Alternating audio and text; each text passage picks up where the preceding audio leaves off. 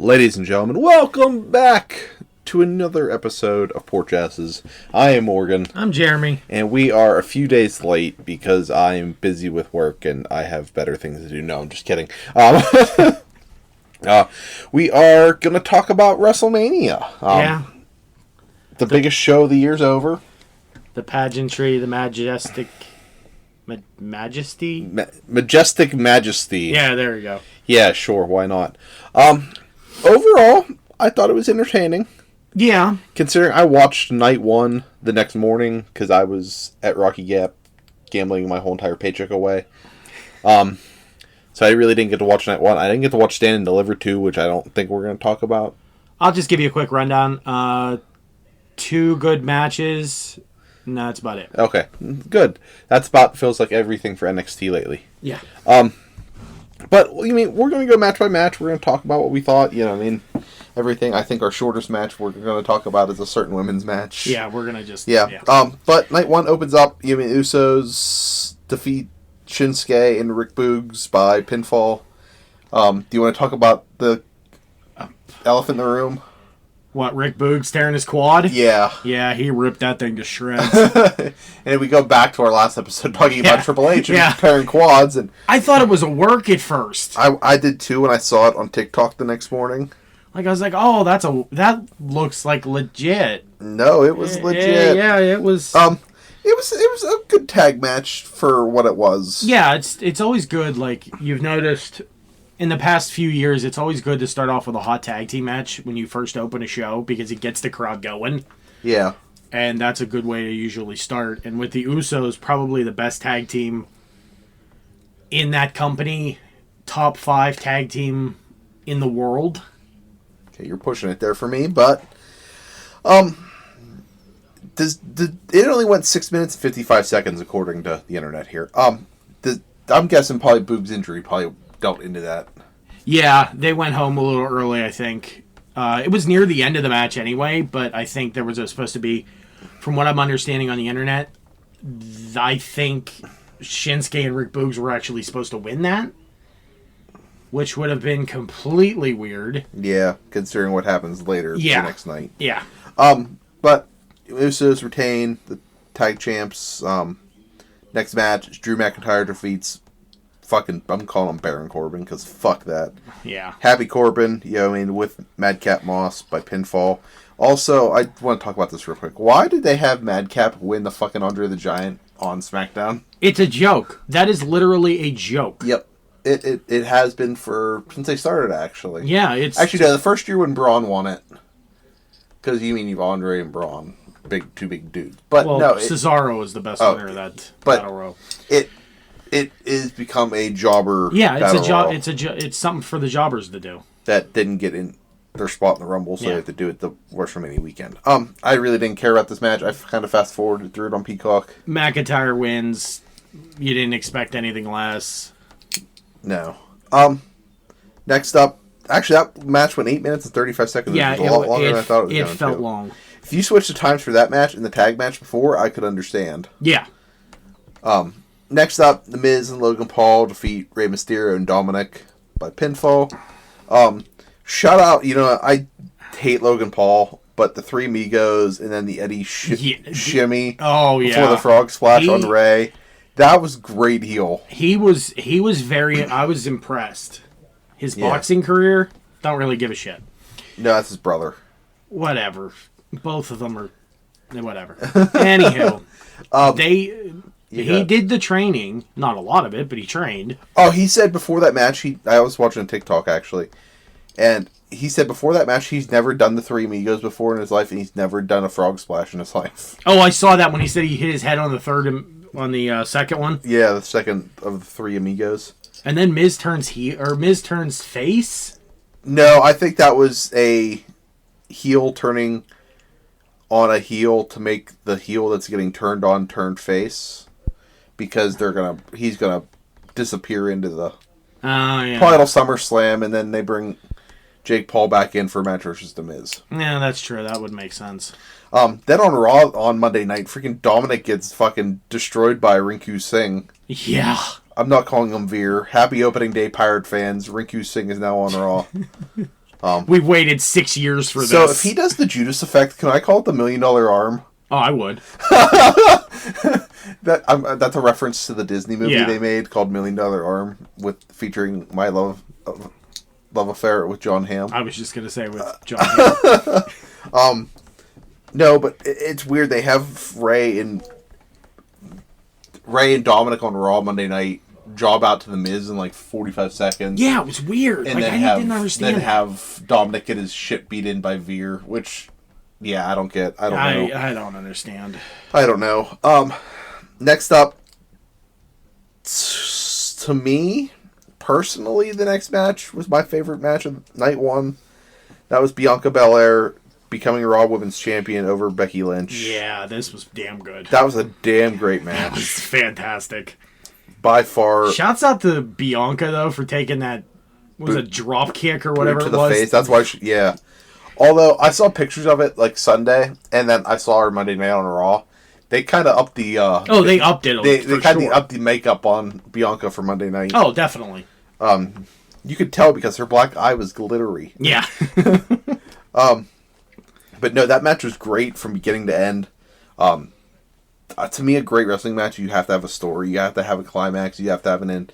You have to have a good guy. You have to have a bad guy. And Becky Lynch is a great bad guy. That checked all the boxes. Yes, although I hate the whole big-time Bex thing. Yeah, I don't... Give me a heel version of the Man, and I'm okay with it. Oh, that'd be amazing. Yeah. Now, I don't know how I feel about the big-time Bex. I can understand why they're doing it to keep Becky and Seth heel at the same time. Mm-hmm. Also, if you're going to do that, put them together. Yeah, I agree. You know what I mean? They got together, if you know what I mean. And have their baby. But, no, that match was great. It was fantastic from beginning to end. Great storytelling, great spots. Then we have to come to, I think, the moment of the night. Yes. Seth Rollins comes out. You mean he met with Mr. McMahon that Monday, said he was going to have a match at WrestleMania. Seth comes out. To me, I think my current favorite entrance in WWE. I love Seth. I love a good entrance that can get the crowd into it. Oh, yeah. Seth walking around the ring, fireworks go off, the lights go out, and then, ladies and gentlemen, Cody Rhodes back in WWE. I think this is our main topic of talking for night one. The American fucking nightmare. I'm very surprised they let him keep that and his theme. I was shocked when he came out that I knew it was going to be Cody, but I marked out kind of hard because hearing wrestling has more than one royal family, and then Down Straight's Kingdom kicked in, and then it popped up American Nightmare. It was like, this is badass. Think about that theme. It's played in WWE, AEW, ROH, New Japan. Yep. How many other indie? It's the crowd. We kind of knew it was Cody. Yeah. But there was a tiny, tiny inkling of myself that's like, you know what? It's going to be fucking Goldberg or something like that. Or it was going to be Shane McMahon. Yeah. Which was the original talk. Yeah. But I get... Cody's great. His promo on Raw, I think they kind of let him just go out and say what he wanted to say. I don't think it's going to keep up that way. No. Are they going to keep with the Seth, or they just bury that after Monday night? I think they buried that. I see. To me, this is my biggest question with Cody Rhodes and WWE. What the fuck do they do with him? Because to me, if you throw him in the title picture right now and this early, it's just going to be screaming everybody what everybody thought was going to happen when he entered. That whole it's Cody, it's nepotism. They're doing this despite AEW. Yeah. Here's the thing with Cody coming to WWE, in my opinion. AEW didn't need Cody. Cody needed AEW. I agree. At the beginning, yes, Cody was an integral part. TNT champion. That great storyline with Brody Lee. Rip. Storyline with MJF was pretty good. Storyline with MJF. The storyline with MJF now and the previous one with MJF is just perfect. Oh, yeah. But at the near the end, Cody wasn't needed in AEW. No. Especially with the roster they have now. He was almost like on the outside looking in. Yep. I just don't know and what they do with Cody here in WWE. I think you can't rush him into the title picture super quick. No. Wouldn't make sense. Yeah. Actually, part of me, his promo on Monday night was, I thought he was going to come out and pull a Jericho and just, like, pretend to talk and then just walk out. Yeah, that would have been good. I'd have enjoyed that. Something I do want to talk about the match. I saw TikTok, he was being interviewed. I think it was by The Bump. But he's like, I made Vince one promise. Or Vince made me one promise when I came back to WWE. There would be nothing. I would never have to do Stardust. I wouldn't have to do anything like that. Then he's like, 45 seconds into the match, I'm fucking doing a cartwheel. Yeah. And bringing back up Stardust. He's like, what the fuck? No. But I love Cody to death. I don't know. I love Cody as a wrestler. I don't love Cody to death because I think a lot of... I would say he got where he is because of his father. It helped? It helped a lot. But I think Cody's... I don't know how to say this. I think Cody's best storylines are past him. Yeah. I don't know what they do with Cody in WWE. I'm very intrigued to see it, don't get me wrong. But I just don't know what they do. Well, he did the dark match after Raw Monday night. With KO? With KO. Yeah. I'd like to see him in a U.S. title picture. You're throwing him in with... Finn? Yeah. I don't know. No, because Finn... I don't know. I'm kind of flabbergasted on what they do with Cody. Yeah, it's going to be... I don't know. The match with Seth was great. Oh, it's fantastic. To me, it was match of the night from night one. It was. You had 2 5-star matches, in my opinion, back-to-back. You had a 4.5 one with Becky and Bianca, and then you had a 5-star match. Also, I want to talk about a certain 5-star match guy, Raider, in a little bit. Yep. Yeah. Jeremy just made a dunking movement since we're an audio podcast. But to me, that match was the match of night one. Then we hit the opposite side of the spectrum. The worst match of night one. Charlotte Flair retains versus Ronda Rousey. It was the worst match for everybody unless your name is Ric Flair. Yes. Ric Flair saying it was the best women's match he ever saw in his life. He is a senile bastard. I want to get the elephant out of the room here. Apparently Ronda was furious that it wasn't the main event. Yeah. That would have absolutely killed that night one. Oh, that would have been, yeah. Yeah, it would have been absolutely horrible night one. I don't think people would have turned into night two if that would have been the main event. No, because it killed that crowd. Oh, yeah, it was dead. It absolutely killed the crowd, and thank God for what happened afterwards. It brought it back. But how do you get over 70,000 people to just not give a shit? You involve Charlotte Flair and Ronda Rousey. Yeah, pretty much. And I don't understand what WWE has to see, because it's her last name and who her father was. No one likes Charlotte. No. It's the same shit over and over again. It's what we got so mad about with Cena and early Roman. Yeah. Because I think what Roman's doing now is amazing. Oh, yeah. But we'll get to that here in a few minutes. But I think it's the same shit over and over. There's no character growth. No. I'm the blonde bombshell whose daddy was one of the greatest wrestlers of all time, and I should have everything handed to me. If you want to make that her character, then make it her character. But don't, throw her into the title picture and give her the title every 48 seconds. Yeah, she'll lose it, and then 2 months later, she wins it again. Yeah, it makes no sense. You have a very, very good women's division. And a lot of, I think, underused women in the WWE. Most of them were used on night 2. Yes. But... that match is over. Charlotte retains. No one cares about it. Charlotte's titty popped out. That was the only okay thing about it. That's why Rick called it the greatest. That's why Rick called it the greatest thing. He's like, I bought those. Yep. No, but we end night one with, I think, one of the greatest things we ever saw at WrestleMania.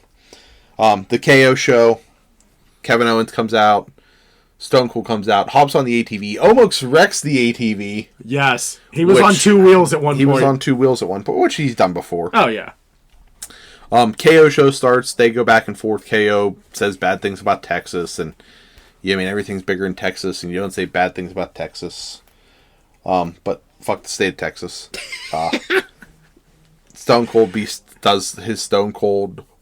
You know what, Kevin Owens? Actually, not that wasn't bad. What? That was pretty good. What? What? Oh, Jesus. So, that happens. Then Kevin Owens... He challenges him to a no-holds-barred Yeah, match. that's what I was trying to... The words weren't coming out of my mouth, and I wanted to say it all in Austin's voice. But the match was good. Yes. Austin's in, what, his 50s? Yeah. Yeah, he moves a little slow. He bumped his ass off. But KO can carry that. Oh, hell yeah. There's older guys that wrestle Sting that Darby Allin carries it. Yeah. There's older guys that wrestled that can't get carried. Goldberg. Later Taker. True. Well, no, I wouldn't say later Taker. I would say Taker with the right opponent. No, all like the last 4 Taker matches at WrestleMania were absolutely garbage. And they had to be they had the wrong guys trying to carry the match. That's true too. Yeah. Okay. I see what you're saying. But the match was great. Austin wins. I got a little scared when Steve took that suplex on the concrete. Yeah. But I think my favorite moment of the match, and it's great GIF momentum and ability, is KO at the chair, and he swings the chair and it hits the ropes, and it's like Monday morning comes along, Yep, and hit him in the face, and Austin stunners him. And before that, actually, rerun. Austin took a stunner. that might. I was gonna say that might be his first, but it's not. Actually, speaking of people taking things and kicking out of things, I want to go back to that Happy Corbin match real quick. Oh God. That was the first ever time someone kicked out of End of Days. Yes. Can you believe that? No, I did not realize that. That is the most... I can't believe that is the most protective move in that company. You know what the most protective finisher ever in WWE/WWF history is? Chris Benoit? Nope, and I learned this... Wow. I learned this, actually, a few nights ago, watching Raw. I was scrolling through TikTok. It was Razor's Edge. Really? Yep. Only one guy ever kicks out of Razor's Edge, and can you name him? 1, 2, 3 Kid? No. Crush. Are you kidding me? Nope. Oh my Crush God. is the only guy ever to kick out of Razor's Edge. And I guess because he hated Scott Hall and he kicked out. Oh, what a dick. What a dick move. No, but we go back to Austin and KO. Austin takes the stunner. KO goes over the timekeeper, steals the chair, tries to hit Austin with the chair, hits the ropes, bounces back, hits him in the face. Austin stunners, and Stone Cold Lager gets thrown into the ring like it's nobody's business. Whoever his tosser is for WrestleMania... needs to be in the Hall of Fame. Yes. Whoever tosses those beers, well done, sir. I'm gonna that clap. Guy's got a better arm than Ben Roethlisberger. Yes, I'm going to clap for you. Well, that's not hard to do. But before we end night one, can we talk about how great KO's t-shirts are for WrestleMania? Yes. They are fantastic. I would... Like, he retakes all those old WrestleMania posters and just smacks his face on them. They're fantastic. They're great. Yep, I agree. But that's it. Night one. Overall, I give it a 3.5 out of 5. Yeah, I would probably. It was good. It had its moments. Cody and Seth were great. Bianca and Becky was great. Austin and KO were great. But the other stuff kind of brings it down. The tag match to open it up with Boog's injury kind of brings that match down. Charlotte and Ronda, it was a 0 out of 5 for me. It was just so boring. It was so bad. No, I wouldn't say boring. It's just blah. Yeah. Like, it doesn't register on any scale for me. But we have the show ended 11:45 or something like that. It was pretty close to midnight. It was pretty close to midnight because I just got done gambling. I walk back up in the room and KO's and Austin are going at it. And I was like 11:45. So come back 20 hours later. Yep. Bring up night 2. Boom. We'll start night 2. We start hot again. RK Bro, Riddle. They retain versus the Alpha Academy, and I almost said Private Party, but I meant the Street Profits. Private Party almost came out of my mouth. Private Party 2.0. It's kind of the same thing. No, Street Profits. Yeah. The Private Party is when you order the Street Profits off of Wish. Yes. And I'll use that line again in a little bit. That match was great. Oh my god, it was great. It was a lot of spots. You mean the back-to-back RKOs to win it? Dude, Riddle doing that RKO off the top rope, yeah. That was damn impressive. To get freaking Montez Ford there. I'm not a Riddle guy either, but putting him with Randy Orton. Him and Randy are great together. I hated when it started, and so did Randy. But I think we talked about this before. Yeah. Randy is having so much fun. He is. What he's doing right now, and it's great. But, yeah, I mean, that match was great. I could forget about Alpha Academy if my life depended on it. Ugh. You know what I mean? Chad Gable and Otis. Give Otis his beard back. Hire the other dude from Heavy Machinery back, and let's go back to that. Dye Mandy Rose's hair blonde. Let's go back to that with Otis. But I thought it had a lot of... this is what I don't get. What's up with the whole Gable Stevenson shit? They introduced him on night one with Steph. That's Vince's baby. That's his baby. Yeah. They're trying to turn him into another Brock Lesnar. I get it. But they bring him in at the end of the match with Street Profits RK Bro with the red Solo Cups. And spoiler alert. He's not going to be that good. No. You know what? Actually, time out. Rewind. You know if we got to... We opened up night 2. We didn't even talk about Triple H coming out. Oh, that was emotional. It could have been 4 hours of that entrance, and Jeremy would have been hard the whole entire time. Like, fully erect baby carrot. I was. Fully erect baby carrot? Yeah. Oh, okay, good. Good for you. If he is not the head of the class of next year's Hall of Fame, I'm going to be pissed. Oh, yeah, he has to be. But, okay, we're good now. Yeah. Talking about Street Profits, the whole ending, you know what I mean? Chad Gable comes in, and we get Gable on Gable. Gable squared violence. It sounds like a law firm. Yeah, Gable and Gable. Fighting Sheesh! No, never do that again. That's the only good thing about Welcome, okay, everybody, that was a great episode. We're going to see you tomorrow. Yeah. No, but I don't get the whole... I know what they're trying to do with Gable. They're trying to get his face out there. They're trying to make people recognize him. Did you see the tweet that Kurt Angle had? No. Oh my god, he was like, I didn't know I fathered so many kids. Whatever happened to Jason Jordan? He's a producer backstage. Oh, really? Yeah. Oh. I think he broke his neck or something. Yeah. No, but they celebrate red Solo Cups. They all Yeah. We're loving it. Moving on. The match, I hated the word. Can we just like go over this real quick? Yeah, this is gonna be 30 seconds. Bobby Lashley defeated Omos by pinfall. Fuck Omos, he's dangerous in the ring. He shouldn't be in the ring. I feel bad for Bobby Lashley. That match sucked, but it wasn't Lashley's fault. Nope. On Raw, they're continuing that storyline. MVP turns on, which because Omos needs a mouthpiece. Almost needs a mouthpiece. That's all they're doing it for. Okay, so moving on. The most fun match of the night. Oh yes. And we're gonna.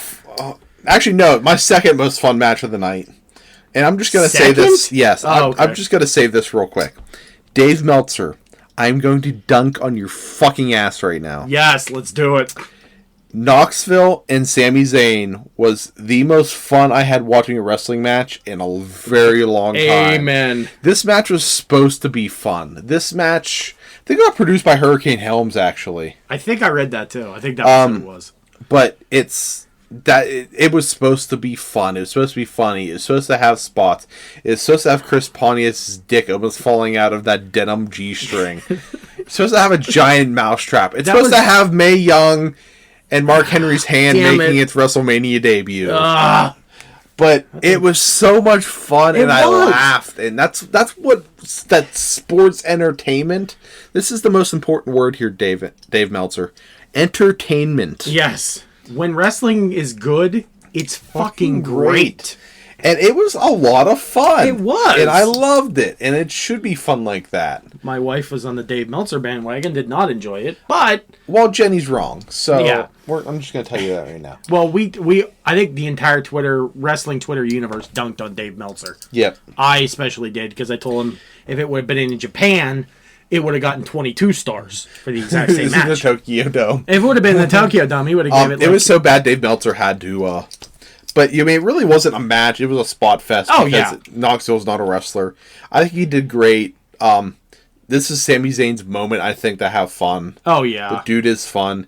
He's a great heel. He's a great face. I think he should get a push more off this conspiracy thing, put him in U.S. title, Intercontinental title, anywhere. Yeah. Give him the goddamn TV title, European title. I don't care. Bring him back.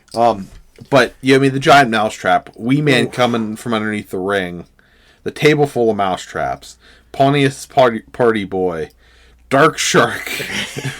Goddamn, Jackass Forever was great, and I loved it, and I felt like a kid again. And this is what made me love this match. Yeah, exactly. It made me feel like a kid again, staying up till 11:30, 12 o'clock with you in your bedroom, watching Jackass on MTV, and dreaming of ourselves doing the fucking Cannonball Run one year. Oh, that's on Paramount. Paramount, yeah. Yeah, I saw that. Yeah, because I downloaded Paramount to watch the U.S. soccer game, and I got rid of it that quick. No, but Knoxville defeats Zayn. That bump on the mousetraps, though. That table full of mousetraps. Yeah. Damn.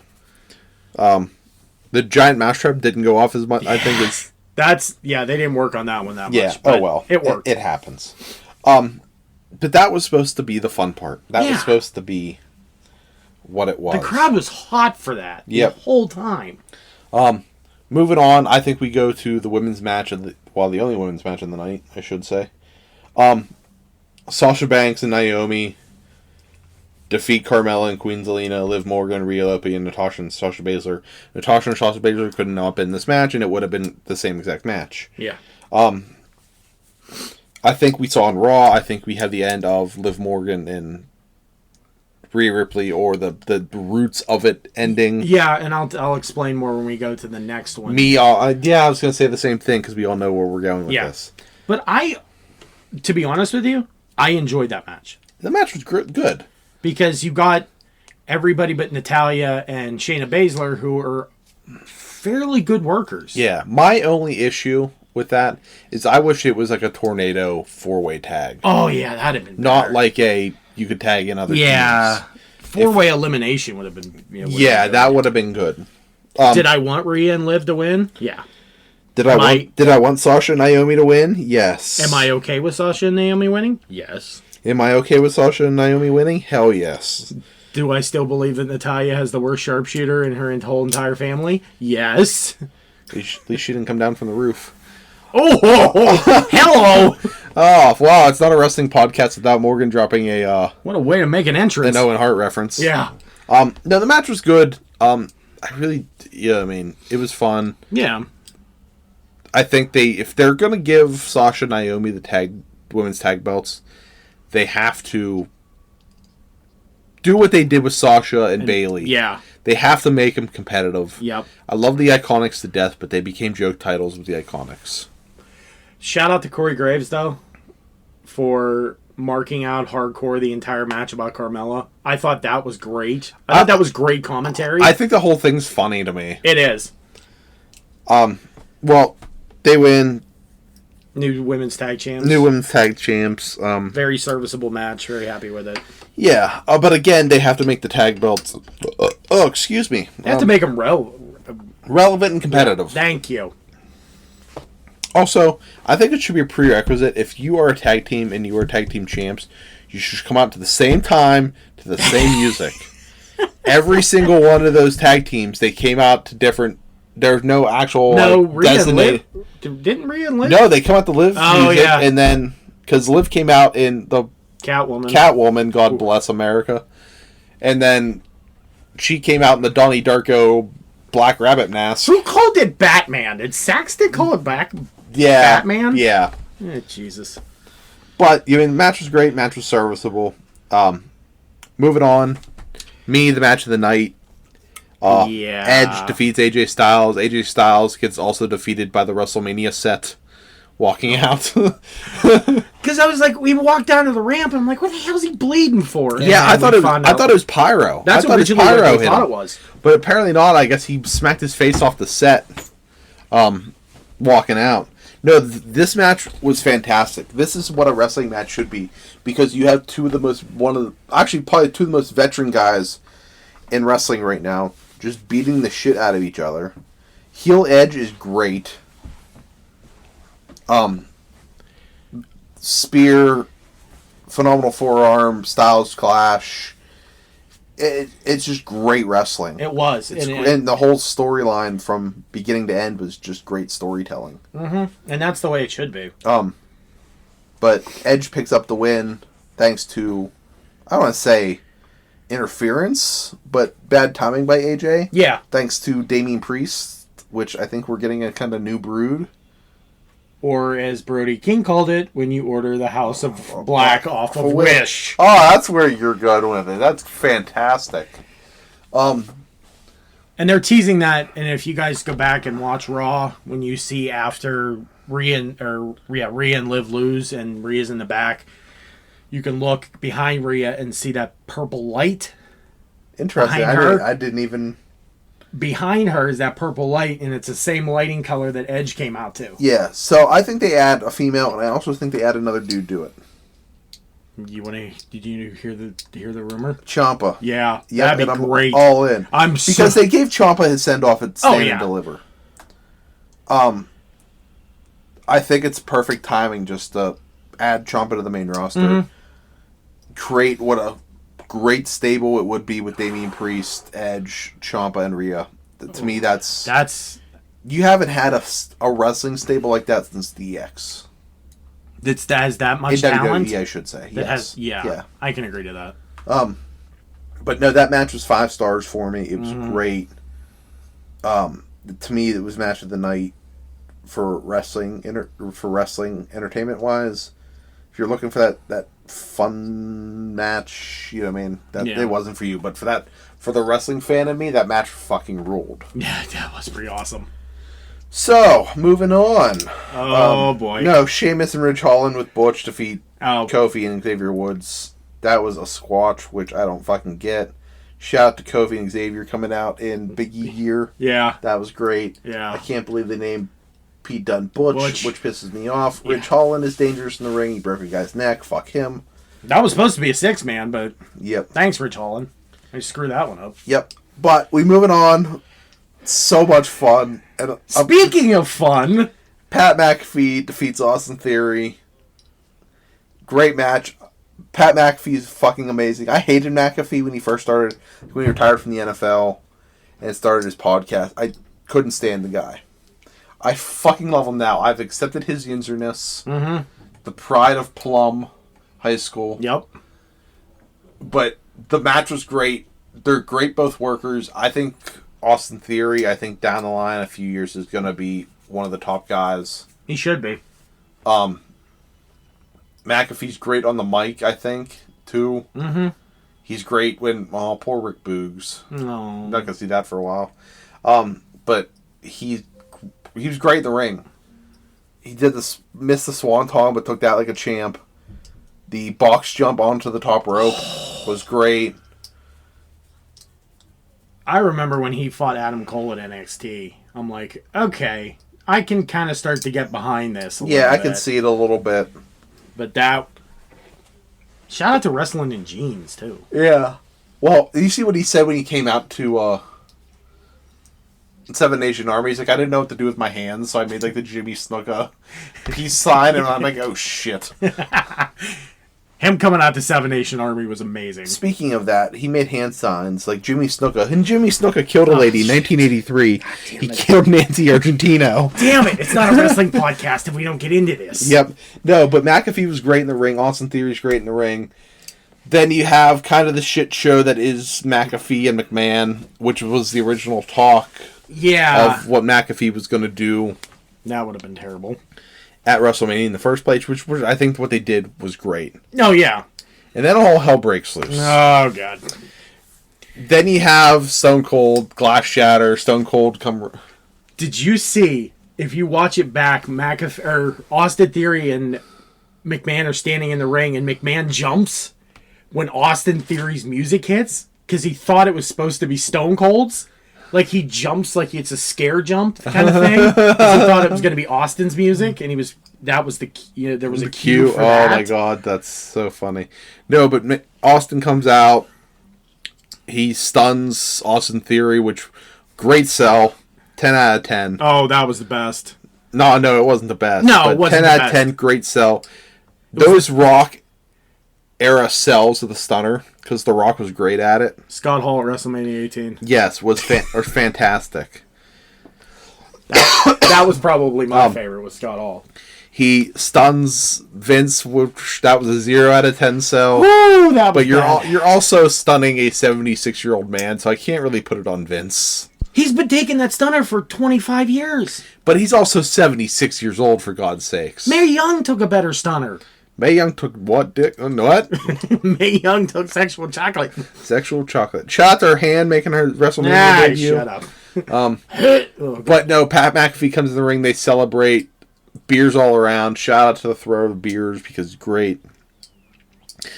Then Austin stuns McAfee. This is, I think, top 3 sell to a stunner of all time. Yeah, it's up there. Beer comes flying out of his mouth. He just goes limp and just falls straight back. It was fantastic. Then the gif of the night comes of McAfee on the side of the announce table, like a beer with chugging a beer and it's all coming out of his mouth.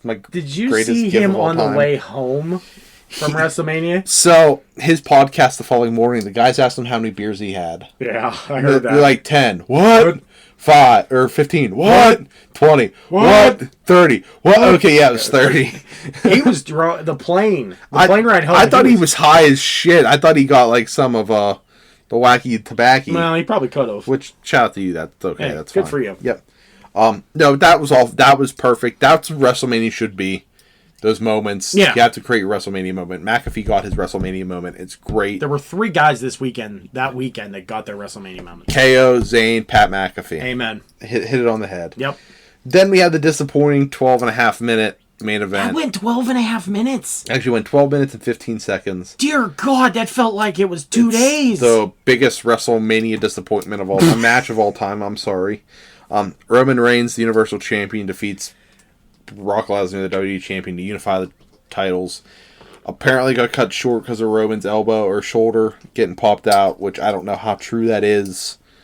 I think a little bit now that I saw Raw, and they kind of held Roman back a little bit. Mm-hmm. Apparently Brock was very pissed that apparently up to the Hall of Fame ceremony, apparently Brock thought he was supposed to win. And then he was told at the Hall of Fame ceremony that they're having Roman win. And then pretty much he got up out of the ring, walked up the ramp, waved out the top of the ramp, and then flew back to Minnesota. Ouch. Apparently Brock was very pissed. Well, burn that bridge. So we'll see you at SummerSlam. But whose call is, like... So apparently Michael Hayes and some dude produced this match and the Charlotte and Ronda match. No. And apparently not Michael Hayes, but the other dude fucking quit WWE. Oh, it was Pat Buck. Was it Pat Buck? Yeah, it was Pat Buck. More like Pat Fuck. Yeah, Am I right, ladies? He fucked that over. Yeah. But apparently he quit WWE. Because apparently when you do the 2 worst of the match of the night, understandable. No, but I had this conversation with people on Twitter. I like Roman winning.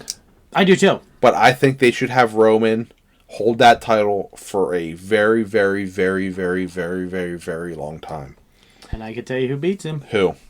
Gable Stevenson. Shut up. Who? Cody. No. Fuck no. I'm not saying right away. I'm saying down the line. Hear me out. I think he should be champ for numerous years. You talking Bruno level? I'm not talking Bruno level. I'm not talking 10 years. But to me, someone that beats him is not on the roster.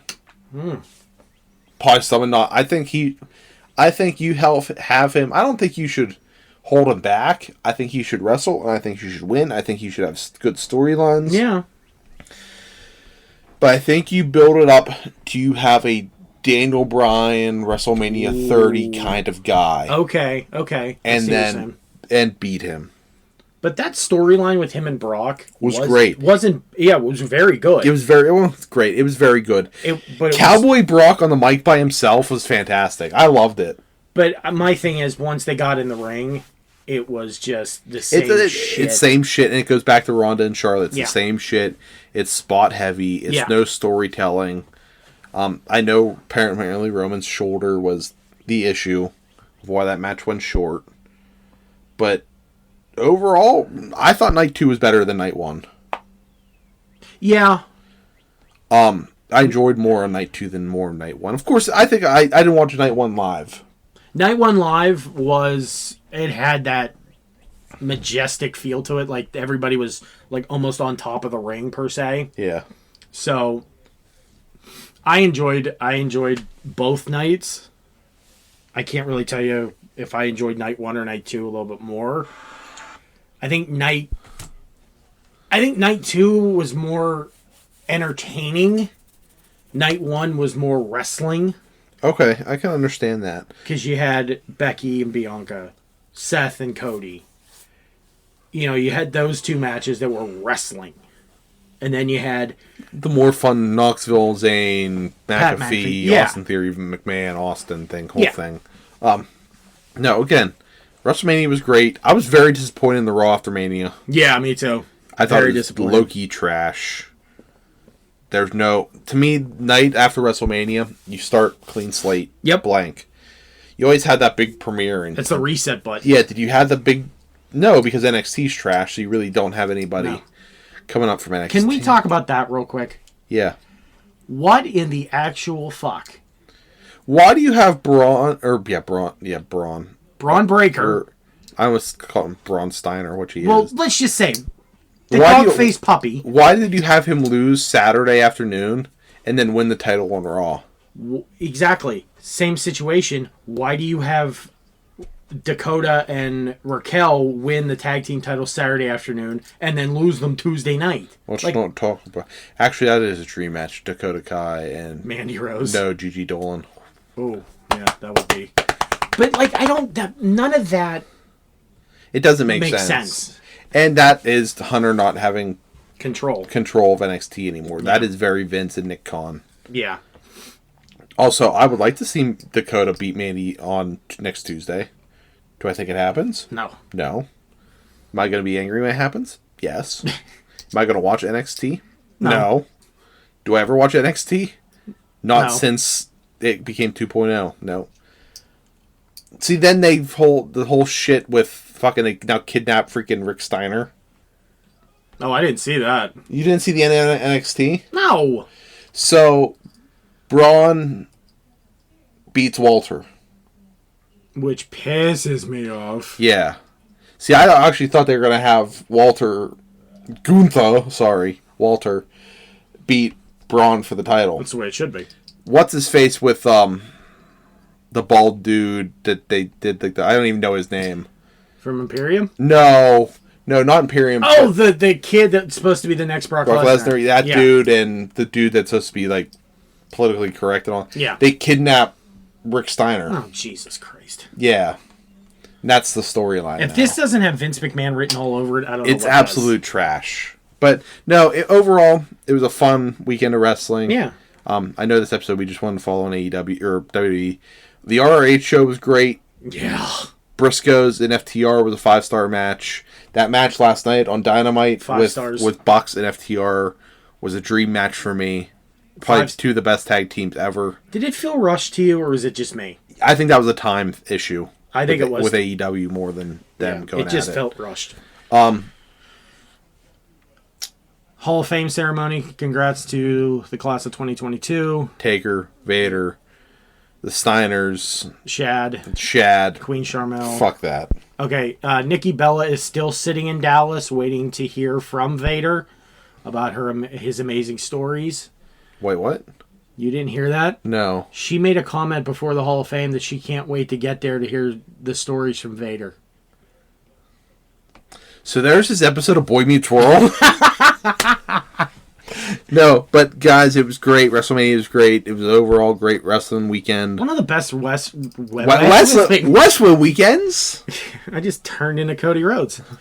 Okay, hold on. I said this on Twitter Monday night.